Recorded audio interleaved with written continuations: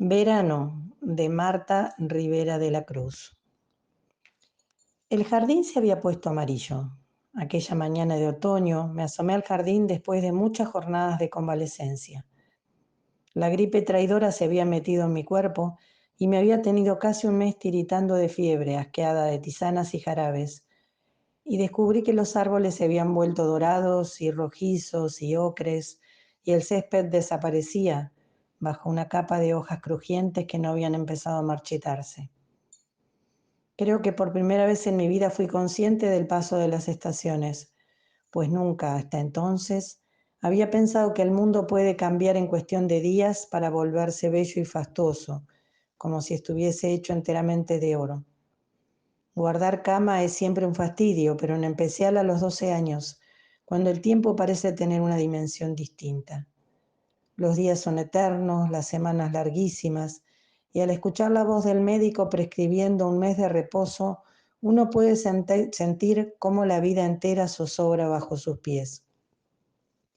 Eso fue lo que yo pensé cuando el doctor dijo que necesitaba descanso, que iba a perderme muchas cosas, demasiadas cosas, cosas que nadie iba a devolverme. Días, horas, minutos preciosos desperdiciados entre sábanas en un descanso que estaba segura era completamente innecesario. No estaba cansada, ni siquiera me sentía verdaderamente enferma. Pero aquel medicucho aseguraba que lo mío era grave y hablaba a mis padres de un apocalipsis de pulmones colapsados y no sé cuántas cosas terribles. Catarro, neumonía, principio de tuberculosis. Tiene que estar en cama, decía, que no se levante ni para comer. Y así, aquella sentencia condenatoria me redujo a la categoría de inválida. Y mientras la amenaza de la tisis pasaba como un velo negro por encima de mi cama de supuesta enferma, supe que la batalla estaba perdida y que posiblemente no volvería a ver a Esteban. Su familia había alquilado la casa contigua a la nuestra para pasar el verano. Le vi por primera vez cuando se bajó del coche, en medio de sus 3 hermanas menores que eran como él, guapas y rubias. Entre aquellas 3 adolescentes ruidosas que ahogaban exclamaciones de satisfacción al descubrir la pérgola con los jazmines y el jardín delantero, Esteban me pareció silencioso y taciturno, como si hubiese aprendido a vivir al margen del mundo. Supe su nombre porque el papá lo llamó, ¡Esteban! Y él se volvió entonces y me descubrió en la verja que separaba los 2 jardines. No sé por qué me sonrió, ni porque yo no le correspondía aquel gesto que quería hacer de saludo. Quizás algo me estaba advirtiendo de que estaba a punto de tener un cataclismo capaz de volver del revés la vida de mis 12 años. El caso es que me quedé allí, petrificada y lívida, mirando a Esteban sin decir ni palabra, sin hacer un gesto miserable y amistoso para corresponder a su sonrisa, hasta que la ansiedad se me hizo insoportable y me di la vuelta de golpe para correr hasta mi casa. Llegué con el corazón alborotado y las mejillas arreboladas por aquella carrera mínima. No había nadie en el vestíbulo y sin encender la luz me miré al espejo. Allí estaba yo, escuálida y fea, con 2 trenzas ridículas desmayadas sobre los hombros y un vestido a cuadras que me hacía parecer aún más insignificante de lo que ya era. Las formas de mujer ni siquiera se insinuaban en mi cuerpo quebradizo. Tenía las rodillas llenas de peladuras, unas gafas de pasta para corregir un principio de astigmatismo, y si fuera poco, lucía una aparatosa ortodoncia con la que se intentaba poner en su sitio mi dentadura rebelde. Yo nunca había tenido demasiada fe en la farralla atroz que me oprimía todas las piezas de la boca y convertía en un suplicio las horas de la comida. Pero me sometí al castigo con la docilidad con la que hacía todas las cosas, con la misma resignación con la que había aceptado mi condición de patito feo. Una lucidez particular, que ahora creo impropia de mis pocos años, me llevaba a asumir sin demasiados problemas aquellas partes de mi existencia con las que consideraba que no se podía luchar, fundamentalmente mi fealdad y las disposiciones paternas. Cuando el dentista me colocó el alambre en los dientes, pensé que aquel gesto no me haría mucho más desagradable físicamente de lo que ya me consideraba, y que mis padres, Estarían contentos al verme lucir aquel artefacto, pues suya había sido la decisión de que lo llevase durante 1 año y medio. Pero aquella tarde, después de ver a Esteban en el jardín, me di cuenta por primera vez de que no quería llevar ortodoncia, ni aquellas gafas enormes, ni los vestidos a cuadros, ni esperar siglos a que mi cuerpo se desarrollase como ya habían hecho los de mis amigas. Cuando mi madre me sorprendió llorando sentada en la escalera, no quise explicarle lo que me pasaba. De todos modos, no hubiese sido capaz de entenderlo. Durante el almuerzo, mi padre contó que los recién llegados habían alquilado la casa vecina hasta principios de octubre. ¿Son veraneantes? Creo que no. Él es Muñoz Fuerte, el catedrático de literatura. Está acabando un libro y quiere tranquilidad para rematar el trabajo. Pues han venido al sitio adecuado, dijo mi hermano Carlos. Aquí tranquilidad y aburrimiento los va a tener de sobra. Tienen 4 hijos, dijo mi padre. Un chico y 3 chicas, son de vuestra edad. Lo decía mirando a mis hermanos Carlos y Pedro. ¿Podés invitarles a jugar al tenis? Oh, sí, seguro que eso los va a hacer muy felices. Nuestra pista de tenis les va a arreglar las vacaciones. Carlos, por favor. Déjale el sarcasmo, también es una forma de actuar. De todas modas, he pensado invitarles a comer. No conocen a nadie por aquí y él parece un hombre interesante. ¿Has leído algo que ya he escrito? No, pero tengo un par de libros suyos en la biblioteca. En fin, ¿quieres que le diga que vengan mañana? Mi madre sonrió antes de asentir. Eso era lo que hacía siempre con mi padre, dirigirle sonrisas y dirigirle que sí. Entonces yo estaba convencida de que esa era una receta infalible para tener un matrimonio feliz. Pasé las horas que me separaban del día siguiente en un estado de rara agitación. No salí al jardín en toda la tarde, a pesar de que el tiempo era templado y grato. ¿Pero qué haces encerrada en casa con ese día tan bueno? Águeda, la criada, me había visto nacer y se creía en la obligación de intervenir en cualquier detalle relacionado con mi vida. Tengo dolor de cabeza. Melindres es lo que tienes. Yo no podía decirle a Águeda que no me atrevía a salir al jardín por miedo a caer en la tentación de apostarme junto a la verja para espiar a Esteban por entre las hojas verdes de la hiedra. ¿Quieres una aspirina? Querría haberle contestado, no, Águeda, no quiero nada. O mejor dicho, quiero tener 16 años, caderas y senos de mujer y una melena larga que pueda llevar suelta a la espalda. Quiero quitarme el alambre de los dientes, quiero dejar de usar estas gafas inútiles, quiero que me compren un vestido que no tenga flores bordadas ni puntillas en las mangas, y unos zapatos sin pulsera y unas medias finas para no volver a usar calcetines de perlé. Quiero que pase el tiempo, quiero que la vida me vuelva otra persona, y mientras eso no ocurra, quiero seguir aquí sentada dentro de la casa, sin importarme un bledo el tiempo que haga afuera. No, gracias, ya se me está pasando. No dormí bien aquella noche y a la mañana siguiente, mientras en las cocinas preparaban la comida para los invitados, yo iba notando que se me aceleraba el pulso ante la inminencia de las 2 de la tarde. Aparecieron puntuales y sonrientes. El padre envuelto en la fría dignidad de su condición de erudito. La madre dulce y rubia como las 3 hijas que se llamaban Blanca, Pilar y Rosa. Las 2 mayores tenían 16 años y eran gemelas. La menor, Rosa, acababa de cumplir los 15 y era la más guapa de los 3. Me comparé con ella.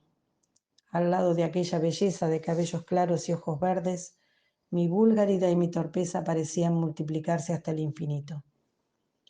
En cuanto Esteban me saludó como si nunca me hubiese visto y pensé que quizás no recordaba nuestro encuentro fugaz a través de las vegas del jardín. Fue un almuerzo agradable en el que se fraguaron por encanto todas las posibles simpatías mutuas. Papá y el profesor descubrieron intereses comunes. Su esposa y mamá iniciaron un amable intercambio de cumplidos y preguntas que habría de desembocar en los cimientos de algo parecido a la amistad. En cuanto a mis hermanos, tardaron segundos en rendirse a la belleza deslumbrante de Rosa y el indiscutible atractivo de sus 2 hermanas, y también a la simpatía de Esteban, que era alegre y desenvuelto y tenía una risa solar que hubiera sido motivo suficiente para adorarle como yo hacía desde el momento en que le viera por primera vez. Aquella comida solo había servido para confirmar mis sospechas. Esteban era el ser humano más digno de adoración de todos cuantos andaban por el mundo. Como era previsible, la familia de Esteban y la mía iniciaron enseguida un periodo de feliz simbiosis. Los 4 hermanos venían todas las tardes a jugar al tenis en la pista de hierba que había atrás del jardín, y luego se bañaban en el estanque, que era profundo y estaba escrupulosamente limpio. No eran los únicos.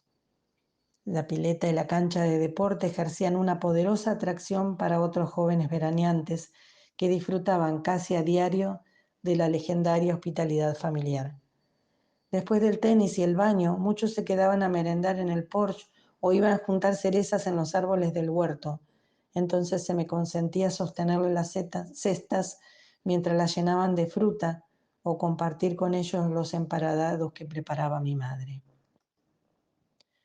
Durante aquella jornada yo sentía la dolorosa impresión de no existir para el resto del grupo, lleno de muchachos en flor y chicos altos y bien plantados, algunos expuestos todavía a la vergüenza del cambio de voz.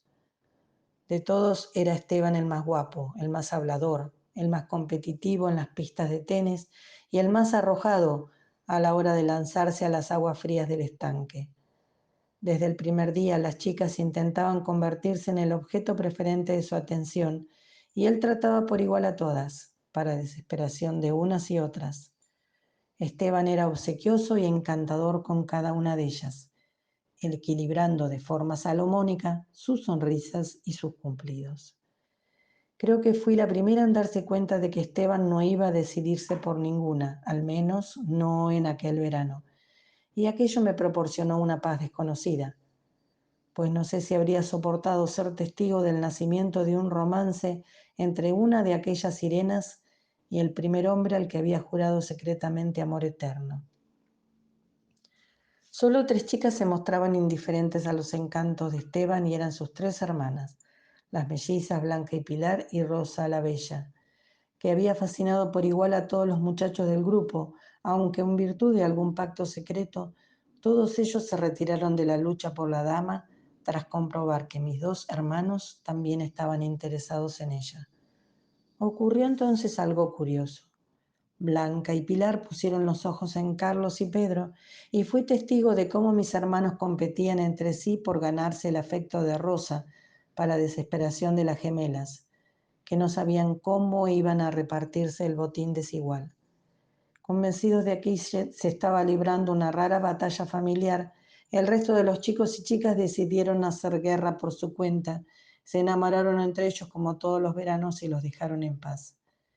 En cuanto a mí, me convertí en una observadora silenciosa de lo que pasaba a mi alrededor. Veía cómo las gemelas cuidaban cada vez más sus atuendos y sus peinados, y cómo Rosa fingía indiferencia ante los avances de mis hermanos que se pavoneaban en la pista de tenis y organizaban carreras de natación en las que se disputaban los primeros puestos en singular fiereza, como si la vida se les fuese en aquellos pobres enfrentamientos en las aguas verdosas de la pileta de piedra. Rosa jugaba a ignorarles a los dos y apenas esbozaba una sonrisa de felicitación cuando uno de ellos llegaba exhibiendo la última victoria. Esteban, que no había elegido a nadie a quien hacer la corte, parecía complacerse en hacer burlas de los otros y sus artimañas de conquista. Pasaba mucho tiempo leyendo en nuestro jardín, aparentemente abstraído de todo lo que sucedía a su alrededor. Era entonces, mientras él se enfrascaba en la lectura, cuando yo podía observarle a placer, estudiar las facciones perfectas de un rostro que consideraba singular, descifrar el color de su pelo o de sus ojos.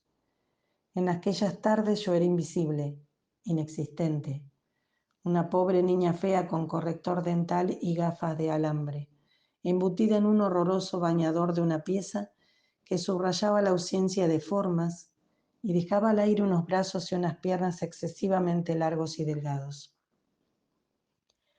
Un ser sin derechos que existía solo a medias y que por eso precisamente podía dedicarse a observar, a ver sin ser visto. Una tarde, no sé por qué, Una de las chicas se fijó en mí mientras estaba tendida en la toalla. ¿No te bañas?, me dijo. Y me ruboricé antes de contestarle que no. ¿No sabes nadar?, insistió otra. Y yo hubiera querido contestarle que sí, que nadaba como un pez desde los 5 años, que era capaz de cruzar buceando nuestro estanque por 3 veces consecutivas sin sacar la cabeza, y que si no me bañaba era solo porque no quería interrumpir los juegos de los otros con mis ejercicios de natación. Pero no me atreví. Y ellas, tras intercambiar una mirada maliciosa y sin decir palabra, me agarraron de pies y manos y tras hacer pendulear mi cuerpo insignificante desde la orilla, me tiraron al agua. Yo tenía la piel ardiendo y el contacto brusco con el agua helada me resultó tan desagradable como las carcajadas del grupo. Salí del estanque chorreando, sintiéndome torpe e injustamente humillada, y al agarrarme al borde, resbalé en el limo y volví a caer. Las risas se multiplicaron hasta el infinito y sin saber por qué me eché a llorar. Fue entonces cuando noté que alguien me tomaba de la mano para sacarme del agua. ¿Os parece muy gracioso? Atribulada como estaba, tardé unos segundos en darme cuenta de que era la voz de Esteban. Era él quien me agarraba de la mano, quien me colocaba sobre los hombros una toalla de felpa. ¿Estás bien? Sois unas idiotas. Yo veía a Esteban a través de las lágrimas y también a las 2 chicas que me habían empujado y bajaban la cabeza a escuchar el rapapolvo de quien era su héroe y el mío. No les hagas caso, ni son unas tontas perdidas. ¡Ey, tiene sangre en la rodilla! Me había raspado al salir del estanque, pero no me dolía. Esteban me limpió la herida con su propio pañuelo y luego me acompañó a casa para que me hicieran las curas. Gracias, susurré. Y el médico una sonrisa de las suyas. Al día siguiente llovió y por eso no hubo partido de tenis ni baño en el estanque, pero Esteban y sus hermanas vinieron a mi casa a pasar la tarde. Esteban se acercó a mí para preguntarme qué tal estaba y luego se empeñó en que participase en los juegos de mesa que había preparado en el salón. Yo agradecía sus atenciones con una sonrisa desmayada y él me revolvía el pelo y me elegía los mejores pasteles de la merienda, acompañándolo todo con su sonrisa perfecta. Para sorpresa de todos, Esteban siguió prodigándome mimos durante las jornadas siguientes. Me hacía preguntas, me contaba cosas, se interesaba por el libro que estaba leyendo, insistía para que me bañase con él en el estanque. Supongo que el resto del grupo no comprendía por qué se tomaba tantas molestias por una cría escuchimicitada, cuando tantas muchachas preciosas se hubiesen derretido con la mitad de las atenciones que me dedicaba a mí. Solo yo comprendía a Esteban. Compadecido de mi torpeza y mi falta de atractivo, me había convertido en su mascota, sabiendo que lo insignificante de mi persona ponía sus desvelos a salvo de cualquier tipo de sospecha. Al mismo tiempo, todo aquel jugueteo con una pobre cría mantenía alerta la curiosidad y por lo tanto el interés de las mismas chicas que empezaban a ignorarle, hasta de su desidia ante sus encantos. Yo acepté el papel que la suerte me había asignado como antes había aceptado la ortodoncia y las gafas, y hasta puedo decir que disfruté de él. Por primera vez en la vida sentía que mi físico no era un obstáculo, sino un acicate, no un estorbo, sino un fiel aliado. Pero ¿por qué se había mostrado Esteban tan obsequioso conmigo de haber sido yo una belleza impúber, de esas que amenazan con estallar con una floración deslumbrante? Yo era fea y por lo tanto inofensiva, y un muchacho podía acariciarme el pelo o alzarme por la cintura para llegar a las cerezas más altas sin que nadie pudiese pensar nada extraño. A finales de agosto mi madre me llevó a la ciudad para que el dentista me quitase los alambres de los dientes. Me miré al espejo por primera vez, libre ya de mi boca de aquella armadura, y me encontré cambiada y distinta. ¡Qué guapa estás! Aquella afirmación de mi madre me sobrecogió, porque no podía recordar la última vez que había dedicado un cumplido a mi aspecto físico. Me miré en el espejo, sonreí y tuve la impresión de no ser yo, pero no me importaba perder mi vieja identidad a manos de mi sonrisa nueva. Pensé en qué diría Esteban cuando me viese. Pensé en si él también me encontraría cambiada y guapa. Y con esa pregunta en la cabeza regresé a nuestra casa, esperando encontrarle en el jardín. Pero aquella tarde el grupo de muchachos habían decidido emprender una excursión y no había nadie en la pista de tenis ni en el estanque. Hubiera podido esperar al día siguiente para mostrar a Esteban mi nuevo aspecto, pero no quería. Y por eso empecé a pasear por el jardín, a hacer guardia frente a la verja, para que pudiese verme nada más llegar. Fue entonces cuando empezó la tormenta y yo sentí cómo me llamaban desde la casa, pero fingí no oír, porque si regresaba adentro, alguien se ocuparía de impedir que saliese para enfrentarme a la lluvia. Así que no dije nada y me quedé allí esperando a Esteban. No sé durante cuánto tiempo, hasta que el agua me llegó a los huesos y me desvanecí. Y no recuerdo nada más hasta que abrí los ojos y encontré al doctor frente a mi cama dictando la sentencia de muerte. Aquellos días de reposo y aislamiento fueron una condena mucho peor incluso de lo que me había temido. Sola y aislada en mi habitación, escuchando en sordina las voces y las risas de mis hermanos y los demás, tenía la sensación de que el tiempo se me escurría entre las manos como si estuviese hecho de arena. El verano acabaría. La familia de al lado regresaría a la ciudad y yo nunca volvería a ver a Esteban. Y aquella certeza que se convirtió en un tormento volvió más largos los días y las noches. Mientras yo, en mi cama de enferma, notaba que algo dentro de mí se rebelaba contra la situación, como si incluso mi propio cuerpo quisiera presentar batalla frente a las circunstancias. En la segunda semana de septiembre acallaron las voces que subían de la piscina, pues la mayoría de los veraneantes habían iniciado ya el éxodo otoñal. A partir de entonces solo oía el golpear de la bola en la cancha de tenis y de vez en cuando algún grito de mis hermanos lamentando la pérdida de un punto. Nunca escuché la voz de Esteban. Quizás había vuelto a sus lecturas. Quizás echaba de menos a su mascota, a su animal de juguete. Quizás se acordaba de mí. La encuentro mucho mejor. El médico me tomaba el pulso tras auscultarme. Ayer no tuvo fiebre en todo el día. Entonces puede levantarse un rato, pero que no se fatigue en exceso. Un par de horas y que vuelva a la cama. Era solo una libertad condicional, pero al menos iba a verme libre durante un rato de la galera del reposo. Águeda me preparó un baño caliente. Me desnudé a solas y por primera vez en muchos días me demoré para contemplar mi cuerpo en el espejo. A punto estuve de soltar un grito, porque aquellas absurdas jornadas de reposo habían obrado el milagro tanto tiempo esperado. Mi silueta había florecido. Mis caderas habían adquirido las formas que envidiaba en otras chicas y mis senos eran redondos y firmes como los de cualquier adolescente. Me pareció que también mi rostro había cambiado, que mis labios eran un poco más gruesos, los pómulos más altos, los ojos más claros y llenos de una nueva luz.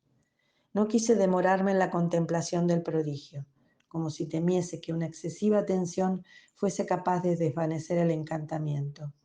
Y justo cuando iba a entrar en el agua tibia, me di cuenta de que por la cara interna de mis muslos rebalaban unas gotas de sangre.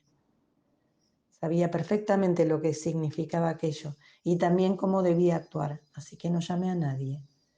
Quería ser dueña de mi nueva condición, disfrutar de ella solas, inaugurar en mi paso al siguiente escalón sin interrupciones ni consejos.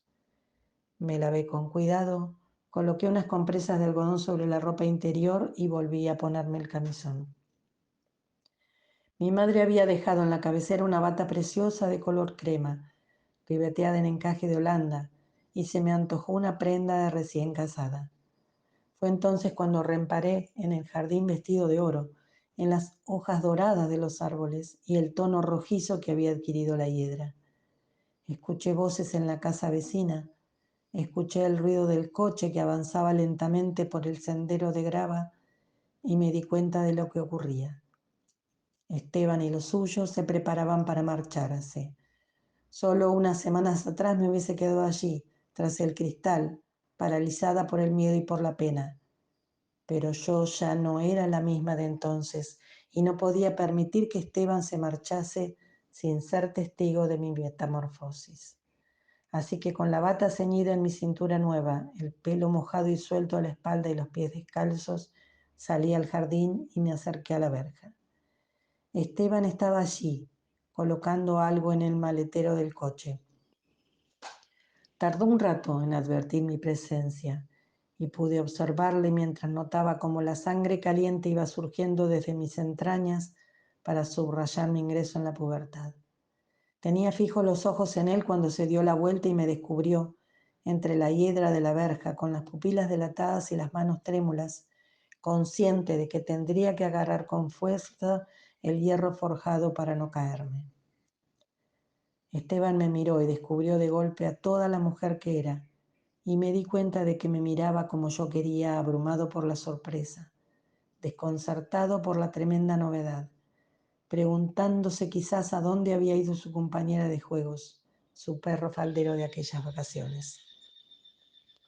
Como la primera vez que nos vimos, alguien gritó su nombre desde el otro extremo del jardín, pero esta vez Esteban no se movió. ¿Ya estás mejor? Le sonreí con la sonrisa nueva y él siguió mirándome incrédulo. Había perdido todo su aplomo, toda su seguridad, como si hubiese retrocedido en el tiempo.